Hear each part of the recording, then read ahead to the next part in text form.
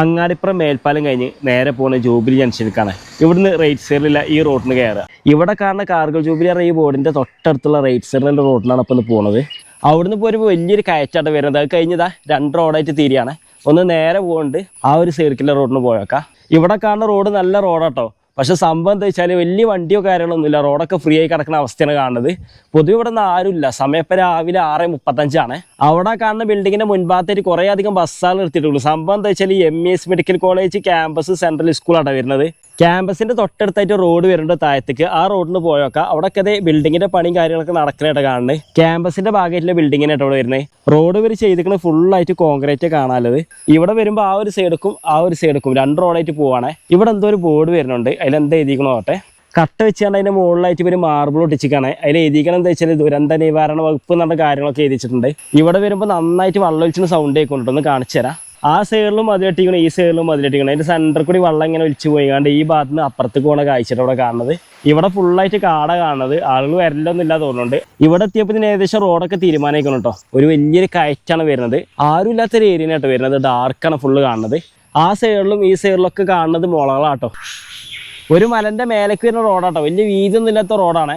അവിടെ കാണുന്ന സൈഡിൽ നിന്ന് ഇങ്ങനെ പോകുന്ന ഇപ്പം എത്രത് മലന്റെ മുകളിലാണ്. അവിടെ ഒരു ടവർ കാണാണ്ട്. ആ മലയ്ക്ക് ഏകദേശം ഇവിടുന്ന് കാണാൻ കഴിയുന്നുണ്ട്.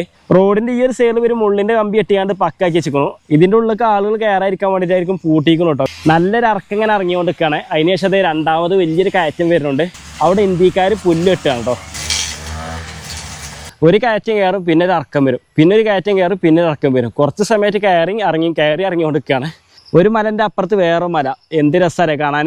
സമയം ഇപ്പോൾ വരുന്നത് 8 മണി. സമയത്ത് നല്ല വെയിലുണ്ട്. നടന്നു പോന്നിട്ട് ഇപ്പോൾ ഒരു മെയിൻ റോഡുമൊക്കെ എത്തി. അവിടെ കാണുന്ന സ്ഥലത്ത് നിന്ന് വട്ടം ചുറ്റി ഈ ഒരു ഭാഗത്തേക്ക് എത്തി. ഇവിടെ വരുമ്പോൾ മുൻഭാഗത്തൊരു പള്ളി കാണാണ്ട്. കേരള വാട്ടർ അതോറിറ്റിന്റെ ബോർഡ് കൂടെ വരുന്നുണ്ട്. അതിന്റെ തൊട്ടടുത്തുനിന്നായിട്ട് നമ്മൾ പറങ്ങി പോകുന്നത്.